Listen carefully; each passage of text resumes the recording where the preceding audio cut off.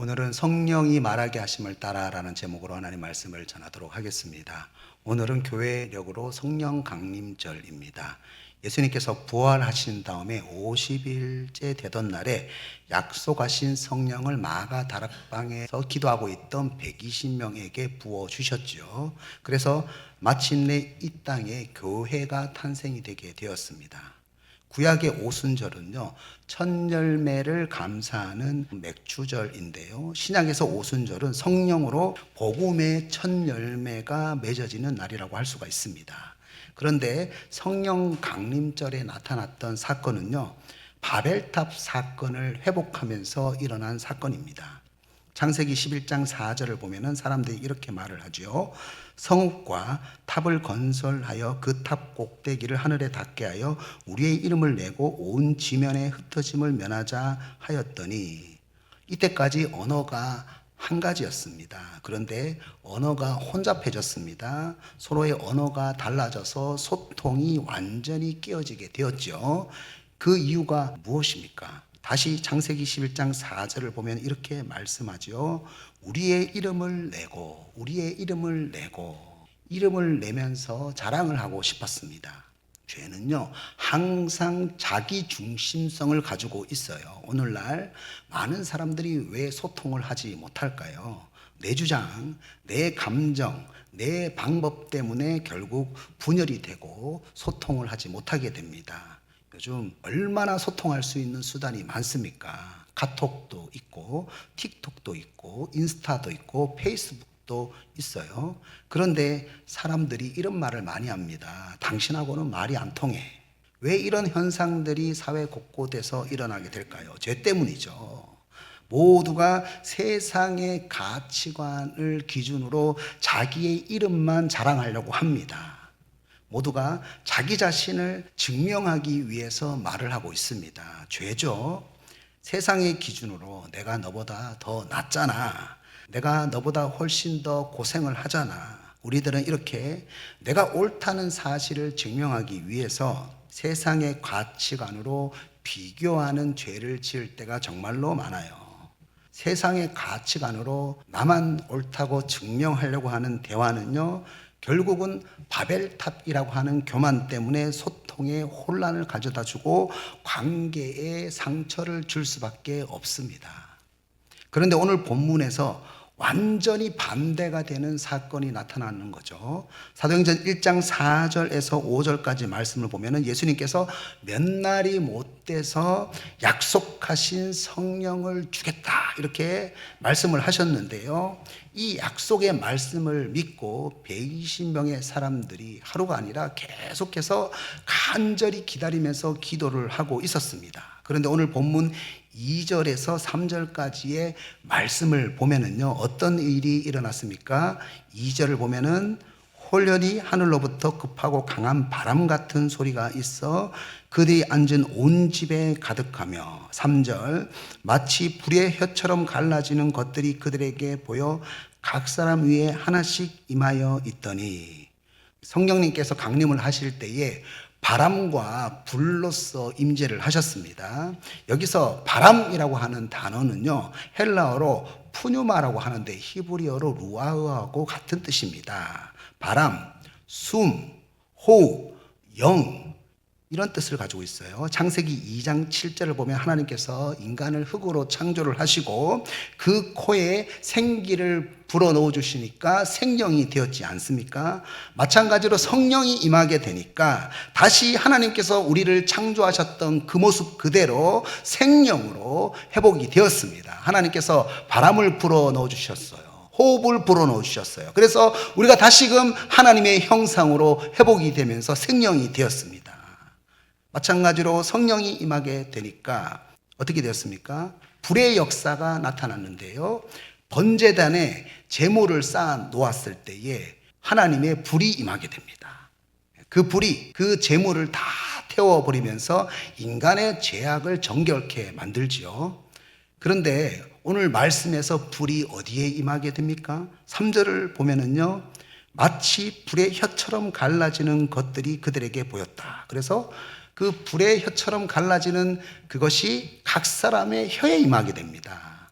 이사야가 성전에서 청상 예배를 목격하게 되었는데요. 이때에 이사야가 어떻게 반응을 했습니까? 이사야 6장 5절 보면 이렇게 말씀합니다. 화로다 나여 망하게 되었도다. 나는 입술이 부정한 사람이요 나는 입술이 부정한 백성 중에 거주하면서 만군의 여호와이신 왕을 베었음이로다. 이렇게 이사야가 나의 입술이 부정하다라고 하면서 내 입술의 죄에 대해서 회개를 할 때에 어떤 일이 벌어지게 됩니까? 바로 아래 6절과 7절을 보면은 제단의 숯불을 이사야의 입술에 가져다 대지요. 숯불을 입술에다가 가져다 댑니다. 그리고 내 죄가 사해졌다라고 선포를 합니다. 그러니까 성령이 강림을 하시게 되니까 세상의 가치관으로 비교하고 또 하나님의 역사하심을 부정하고 원망하고 걱정하는 그 모든 입술, 또 자기 이름을 내세우는 죄악된 혀가 성령 강림절에 완전히 깨끗하게 되고 회복이 되었다고 말씀을 하고 있습니다. 오늘 본문 4절에서 이제 내가 말하고 싶은 대로 말하는 것이 아니라 뭐라고 말씀합니까? 성령이 말하게 하심을 따라서 다른 언어로 말하게 되었어요. 성령이 말하게 하심을 따라. 오늘 설교 제목이죠. 그런데요, 각 나라의 방언으로 어떤 내용의 말을 했을까요? 11절을 보면은 이렇게 말씀하죠. 우리의 각 언어로 하나님의 큰 일을 말함을 듣는도다. 성령님이 임재하게 되니까, 성령이 강림하게 되니까 성령이 말하게 하심을 따라서 방언을 한 것이 중요한 것이 아니라 방언으로 어떤 내용을 말하게 되었느냐면은 방언으로 하나님의 큰 일, 예수님께서 우리의 죄를 위해서 십자가에서 죽으시고 부활하셨습니다 라고 하는 그 내용을 각 나라의 언어로 복음을 말하게 되었다는 거죠. 여러분, 이 말씀을 보면서 우리가 알 수 있는 사실은요, 사람이 먼저 복음을 전한 것이 아닙니다. 오순절날 성령님께서 강림하셨을 때에 각 나라의 언어로 성령님께서 먼저 복음에 대해서 말씀을 하셨다는 거죠.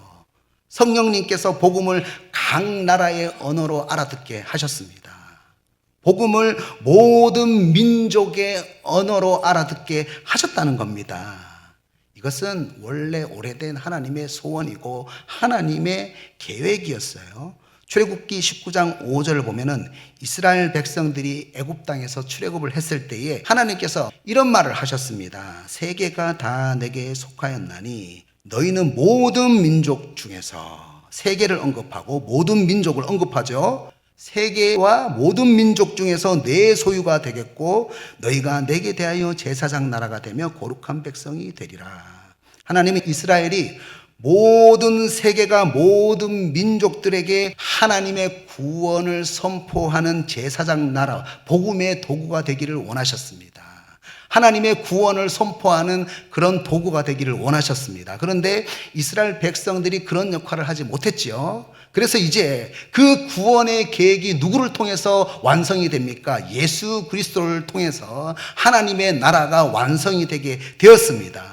그래서 이제 성령이 강림했을 때에 하나님께서 각 나라의 언어로 무엇을 얘기했습니까? 복음에 대해서, 하나님의 구원 계획에 대해서, 예수님이 우리의 죄를 위해서 죽으시고 부활하셨습니다 라는 그 내용을 각 나라의 언어로 말씀하셨다는 거예요. 그래서 9절에서 11절까지 말씀을 보면은요, 9절에서 바데인, 메데인, 엘람인, 메소포타미아, 유대와 갑바도기아, 10절에서 본도와 아시아, 부르기아와 밤빌리아, 애굽, 라비아, 여러 지방에 사는 사람들, 로마, 11절에서 그레데인과 아라비아인.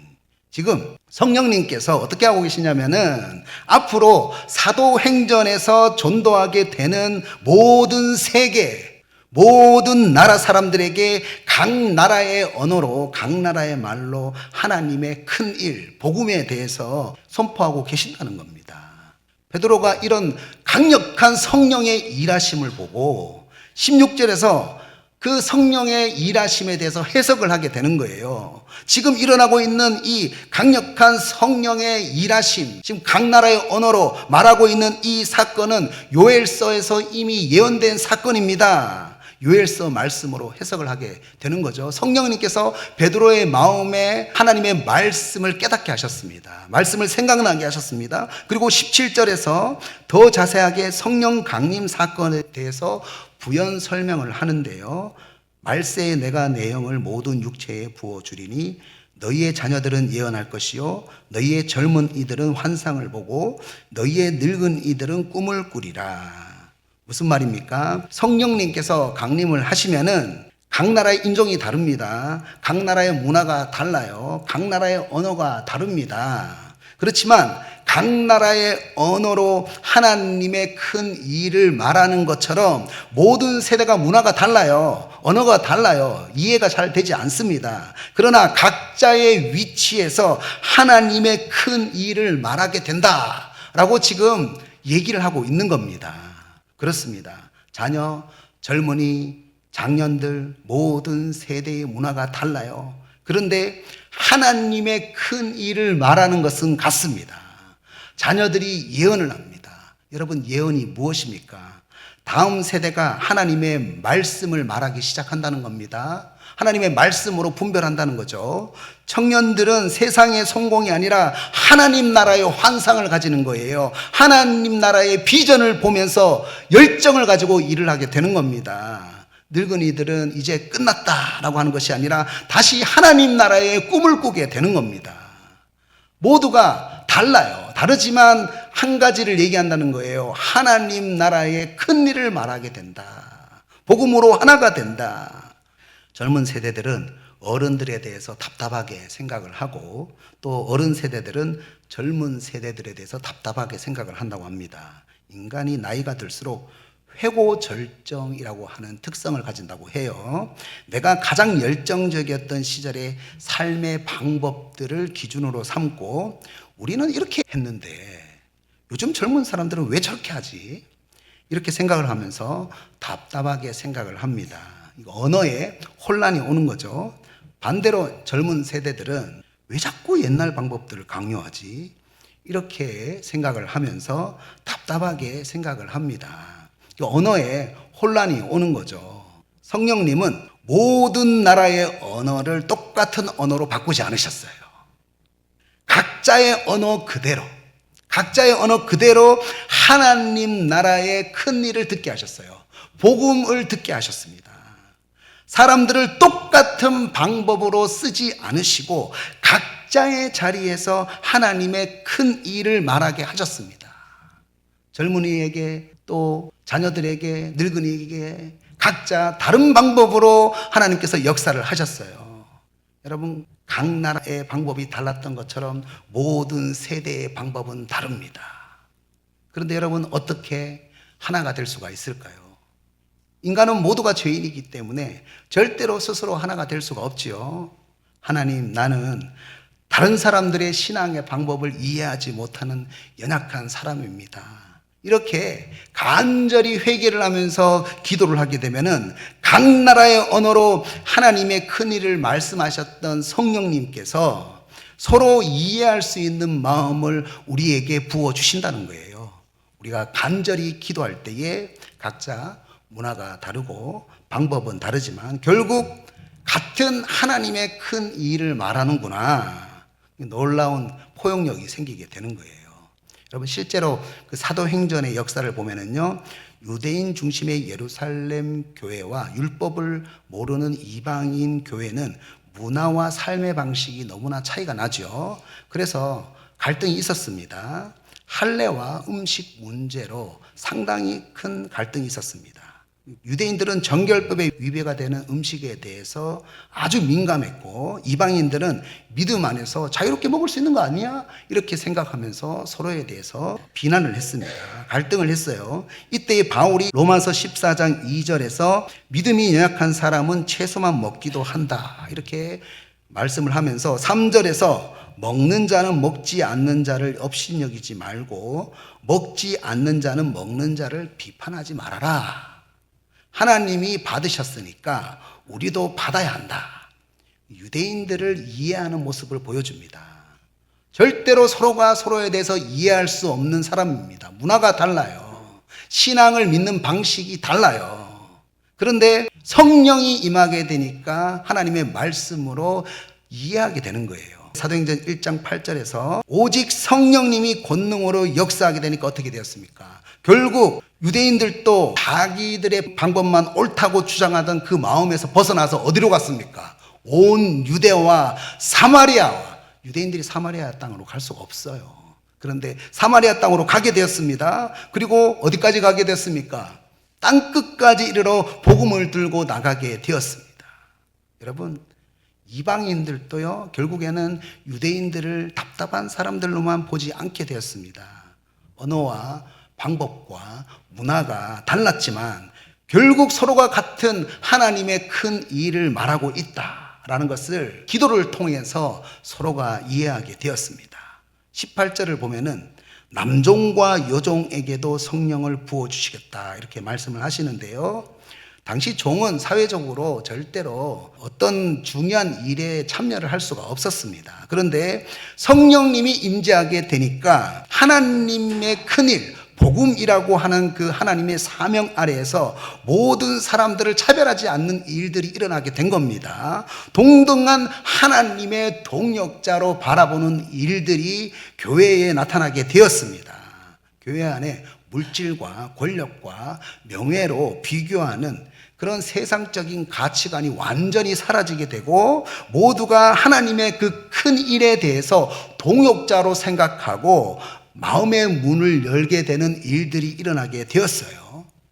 1900년도 초반 김제에 있는 금산교회라고 있습니다. 그 금산교회에는 그 지역의 가장 큰 부자이면서 양반이었던 조덕삼이라는 사람이 있었고 그 집에서 일하는 마부 이자익이라고 하는 청년이 있었습니다. 이 교회가 성장을 하면서 단 한 명의 장로를 뽑는 그런 투표를 하게 되었는데요. 그런데 누가 선출이 되었겠습니까?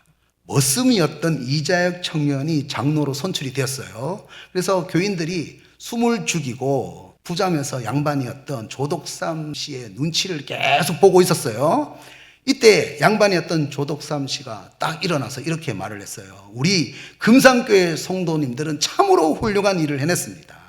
저희 집 마부 이자익 장로님은 저보다 영성이 훨씬 뛰어난 사람입니다. 저는 이자익 장로님을 잘 모시겠습니다. 나중에요, 이 조덕삼 씨도 장로님이 됩니다. 그런데 이분이 이자익 장로님이 목사님이 될 수 있도록 신학교 학비를 후원했어요. 그리고 나중에 자기가 장로가 되었어요. 장로님이 되고 난 다음에 조덕삼 씨가 이 이자익 씨를 자기 교회의 담임 목사로 청빙을 해서 마부 출신 목사님의 설교를 가장 앞자리에 앉아서 겸손하게 아멘, 아멘 하고 들었다고 합니다. 세상은 끊임없이 물질, 권력, 명예로 계급을 매기고 교회에서조차 줄을 세우지요. 그래서 나보다 많이 가진 사람 앞에서는 굽신굽신하고 나보다 형편이 부족한 사람 앞에서는 은근히 무시하게 되는 것이 인간의 악한 본성입니다.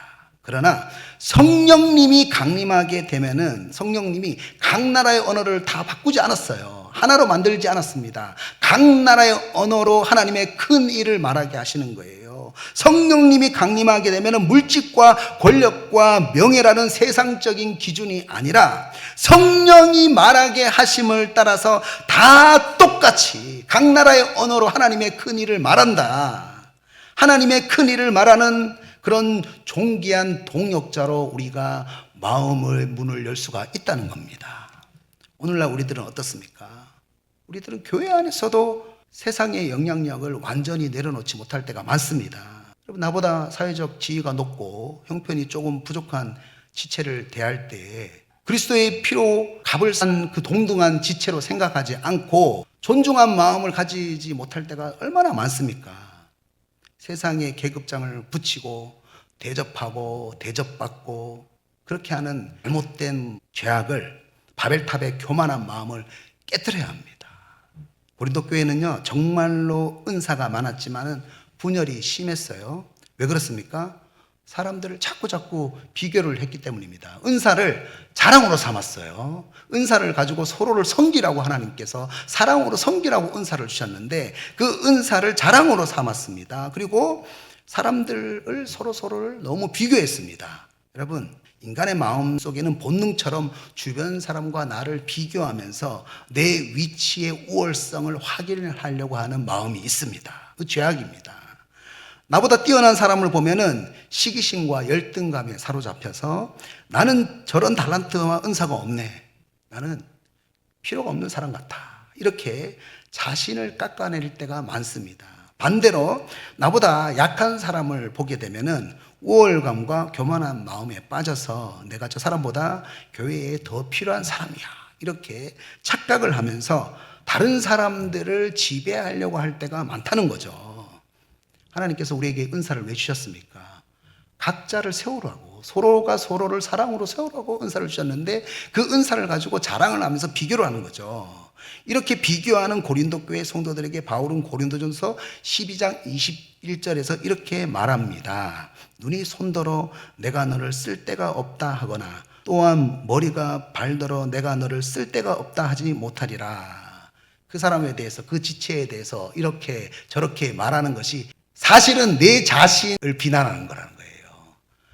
내 몸을 괴롭히는 거라는 겁니다. 그리고 이어서 22절에서 굉장히 충격적인 말씀을 전합니다. 그뿐 아니라 더 약하게 보이는 몸의 지체가 도리어 욕이 나고, 세상은 강한 사람 중심으로 움직입니다. 능력 있는 사람, 말 잘하는 사람, 눈에 띄는 사람, 앞에 서는 사람만 중요하게 생각을 하고 약한 사람들에 대해서는 쓸모없는 사람이다 라고 생각을 해요. 그런데 성령님께서 세우시는 교회는 완전히 다릅니다. 약한 자가 도리어 욕이 나다. 여러분, 우리가 강하다는 것은요, 약한 자를 세우기 위해서 우리가 강한 자가 된 거예요. 약한 자가 도리어 욕이 나다라고 말씀합니다. 왜 그렇습니까? 단순히 강하니까, 불쌍하니까 그 사람을 도와줘라, 이런 동정입니까? 그런 의미가 아니에요. 지금 몸의 원리를 이야기하고 있는 겁니다. 여러분, 잠시 한쪽 다리가 부상이 생기게 되면 어떤 현상이 일어나는 줄 아십니까? 다른 몸의 근육들이 힘을 보태게 되죠. 상처 입은 지체 효과라고 하는 단어가 있는데요. 여러분, 자녀가 여러 명이 있어도 부모의 마음은 항상 어디를 향하게 됩니까? 가장 약한 자녀에게 마음이 가게 돼 있지 않습니까? 그런데 여러분, 참 신기합니다. 나를 힘들게 했던 그 약한 자녀 때문에 도대체 내가 어디까지 사랑할 수 있는가, 그걸 알게 됩니다. 사랑을 배우게 되고, 그 약한 자녀 때문에 책임감을 배우게 되고, 그 약한 자녀 때문에 인내심을 배우게 되는 거죠. 그 약한 존재가 오히려 그 부모를 성장시키는 일을 만나게 될 때가 많죠. 성령께서 우리 교회 안에 연약한 부분들을 두는 이유도 같습니다. 우리가 연약한 지체들을 돌볼 때에 우리 안에 있는 이기적인 마음이 깨어지게 되는 거예요. 우리 안에 있는 이기적인 마음이 깨어지고 예수님을 닮는 그런 진짜 사랑을 이 연약한 지체를 통해서 우리가 배우게 되는 겁니다. 여러분, 목회도 그래요. 여러분, 연약한 성도들을 품고 상처 입은 사람들을 끝까지 인내하면서 기다리고 넘어진 사람들을 다시 세우는 그런 과정 속에서 기도하게 되는 거예요. 나의 연약함을 붙잡고 기도하는 거예요. 하나님, 그 모든 사람들을 사랑하고 잘 하나님의 사람으로 세울 수 있도록 도와주십시오. 나는 부족합니다. 나는 한계가 있습니다. 그렇게 기도할 때에 주님이 나에게 뭘 가르쳐 줍니까? 십자가를 가르쳐 주는 거예요. 그 영광된 십자가의 길을 보여주시는 거예요. 기쁨의 십자가의 길을 보여주시는 거예요. 그러니까 연약한 지체가 나를 더욱더 영적으로 성장하게 만드는 거죠. 그래서 바울은 약한 지체가 도리어 욕이 나다, 필요하다라고 말씀을 하고 있습니다. 여러분, 성령님이 강림하게 되면은 사람을 비교 대상으로 생각하는 것이 아니라 나에게 사랑을 가르쳐 주는 소중한 동역자로 우리가 바라보게 된다는 거죠. 하나님은 세상처럼 힘있고 강한 사람들만 불러 모으지 않습니다.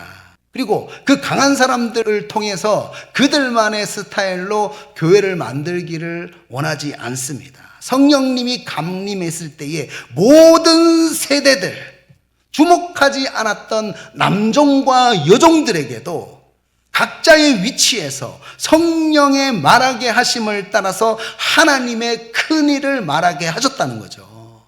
그것이 바로 오순절날 성령님께서 하셨던 일이었습니다. 성령 안에서 서로 다른 방법을 가진 사람들이 하나가 되어서 하나님의 큰 일을 만드는 교회, 그런 교회를 하나님께서 원하신다는 거예요. 교회에는 뜨겁게 말씀을 외치는 분이 있습니다. 제가 좀 뜨겁게 말씀을 외치지 않습니까? 그런데 반대로 조용히 아무 말 없이 교회를 섬기는 사람도 있어요. 보이지 않는 곳에서 묵묵하게, 그리고 또 보이지 않는 곳에서 낙심한 지체를 위로하는 분이 있고요. 사람을 쉽게 판단하지 않고 오랫동안 기다려지는 성품으로 사역하는 사람도 있습니다. 또 보이진 않지만 골방에서 홀로 교회를 위해서 중보 기도하면서 눈물로 기도하는 사람이 있습니다. 세상은 누구의 방법이 더 효과적이다, 이렇게 말하면서 비교를 하면서 줄을 세우지만, 성령의 말하게 하심을 따라서 성령이 일하시는 그런 사람은요, 누구도 비교하지 않고 모든 사람들을 하나님 나라의 큰 일에 참여하게 된다는 거예요. 자녀들도, 젊은이들도, 늙은이들도, 모든 남종도, 여종도, 모든 세대 사람들을 하나님의 일에 참여하게 만든다는 겁니다. 여러분, 성령의 공동체는요, 나를 증명하는 것이 아니에요. 도리어 서로의 다름과 연약함을 통해서 하나님의 사랑을 배워가는 거예요. 세계적인 지휘자 번스타인에게 한 기자가 이런 질문을 했어요. 오케스트라에서 가장 연주하기 힘든 악기가 무엇입니까? 그러면 당연히 화려한 악기의 이름이 나올 줄 알았는데, 번스타인이 이렇게 대답을 했습니다. 가장 연주하기 힘든 악기는 제2 바이올린입니다. 모두가 제1 바이올린처럼 주인공만 되려고 하고 아무도 자신을 드러내지 않으면서 화음을 맞추려고 하지 않습니다. 그래서 제2 바이올린 연주자를 찾기가 너무 힘듭니다. 여러분, 이 한 지휘자의 고민은요, 오늘날 우리가 살아가는 세상의 고민이에요. 우리의 가정과 일터, 오늘날 교회들이 겪고 있는 가장 깊은 고민일 수가 있어요. 우리는 저마다 주인공이 되기 위해서 내 목소리를 내고 싶어 합니다. 그래서 사방에서 불협화음이 터져 나오는 거예요. 바벨, 언어의 혼란이 생기게 되는 겁니다. 결국 모든 사람들이 하나님의 큰 일에 참여하지 못하게 만드는 거지요. 성령님은 하나의 언어가 아니라 각 나라의 언어로 하나님의 큰 일을 듣게 하셨습니다. 각 나라의 언어로 하나님의 큰 일, 복음에 대해서 말씀하셨습니다. 성령님은 각자 표현하는 모양과 방법은 다 다르지만 사람 사이를 분열하게 만드는 바벨의 그런 죄악된 입술이 아니라 하나 되게 하는 그 복음의 그 메시지를 모두가 하나님의 큰일에 참여하라고 각 나라의 언어로 말씀을 하셨다는 거예요. 그래서 요엘서에서 말씀한 것처럼 모든 세대가, 또 남종과 여종이 하나님의 큰일에 참여해야 된다라고 오늘 본문에서 말씀을 하고 있습니다. 유진 피터스는 현실, 하나님의 세계라는 책에서 성령의 역사에 참여하는 교회에 대해서 이렇게 말을 했습니다. 성령이 행하시는 공동체의 특징은 자기 중심성이 파괴되는 것이다. 우리는 공동체 안에서 내가 원하는 사람을 선택하는 것이 아니라, 저도 목회하면서 내가 원하는 사람을 선택하는 게 아니에요. 하나님이 내 곁에 두신 이웃이라는 낯선 이들을 통해 하나님의 거대한 사역을 발견하게 된다. 여러분, 참된 교회는 내 주장을 관철하는 것이 아니라 내 곁에 있는 형제 자매를 통해서 하나님의 큰 일을 발견하는 거예요. 나만 하나님의 큰 일을 말하는 것이 아니라 하나님은 모든 사람을 통해서 하나님의 큰 일을 말하게 하시는 것을 원하십니다. 우리가 사회에서 가장 따뜻한 순간은요, 서로가 서로에 대해서 잘난 것을 증명하는 것이 아닙니다. 힘겨운 지치를 위해서 내 어깨를 슬며시 내어주고 투박한 손으로 서로의 눈물을 닦아주고 그리고 도와줄 때에 우리는 비로소 한 가족이 될 수가 있습니다. 여러분, 내 힘으로는 절대로 될 수가 없어요. 그러나 우리가 하나님, 내 힘으로 될 수 없으니까 우리가 하나님의 큰 일 안에서 하나가 되게 해 주시옵소서. 이렇게 간절히 기도할 때에 내 안에 있는 내가 주인공이 되려고 하는 그 욕심이 완전히 사라지고 서로를 이해하면서 조용히 서로가 배경이 되어주면서 아름다운 화음을 만들어내는 자리로 우리가 나아갈 수가 있습니다. 오늘 성령님께서는 우리 교회에게 이렇게 말씀하고 계세요. 하나님의 큰일 안에서 모두가 하나의 참여자이다. 하나의 복음의 참여자이다. 모든 사람을 성령의 말하게 하심을 따라서 이해해줘라. 관용을 가져라. 여러분, 이렇게 우리가 성령의 말하게 하심을 따라서 모든 사람들을 하나님의 큰일에 참여할 수 있도록 아름다운 화음이 되어주시는 성령의 사람이 되시기를 간절히 축복합니다.